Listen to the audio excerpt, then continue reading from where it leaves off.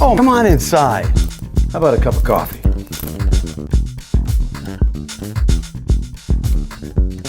We got 36 years of memories right here. See where we've been for the last 3 decades. Places we've been, the people we've met, I want to share those with you. This is Memories from the Shoebox. What's up, everybody? We got another episode of Memories from the Shoebox. You know, I've been asking everybody, hey, send us your ideas about some of your favorite memories and some questions. We've been inundated, people going, how did Emerald City start?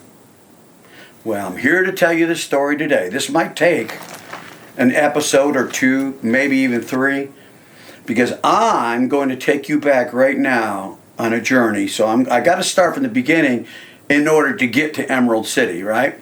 I was born and raised in Detroit, Michigan. My mom and dad came over from Italy, came over through Ellis Island. Music has always been part of our family. Music was always part of my mom, singing all the time. Her father, no money, but played the mandolin. Went in the bathroom, story she told me, and played the mandolin. Actually wrote his own music. So music was part of my life growing up. I am ready to get it on. I'm ready to play the piano, right? Even though I studied drums, this is where I write my music, on the piano. I'd come home and say, hey, Ma, I want to play music. I want to play music. She said, if you're going to play music, then you're going to have to take lessons from somebody really good. So right about the age of 12 years old, she called the box office at the Detroit Symphony and got me to study with Ray Makowski. Love Ray Makowski. He's gone now, but he was my first teacher. And we're talking about right about here. I started studying percussion. Went on, started playing and being selected to be in honors groups. This is the honors band at the State Fair of Michigan, 1973. So you can see that I'm starting to develop my skills a little bit, right, musically. My first drum set, 1971. Love this drum set. Love that color red. I saved for 6, 7, 8 years to buy this drum set.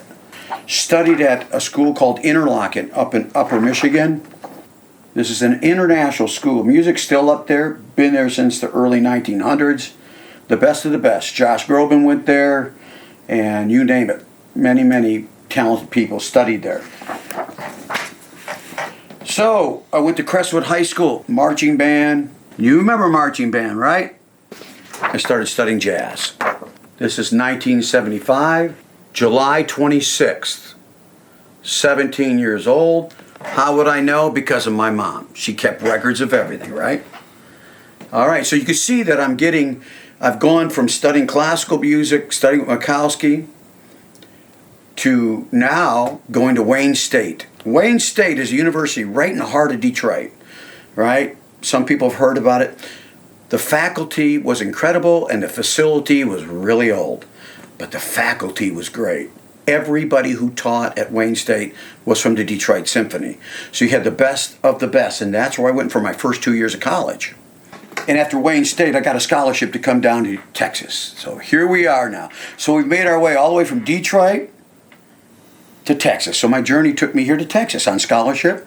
I went to the University of Texas in Arlington and studied under Bill Snodgrass, who was the jazz band director, who had studied and played with Stan Kenton. Some of you know Stan Kenton.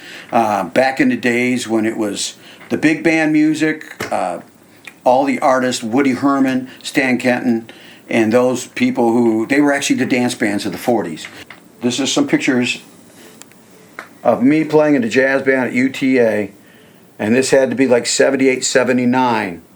The jazz band went on to play the Montrose Jazz Festival and was invited to play the Sao Paulo Jazz Festival.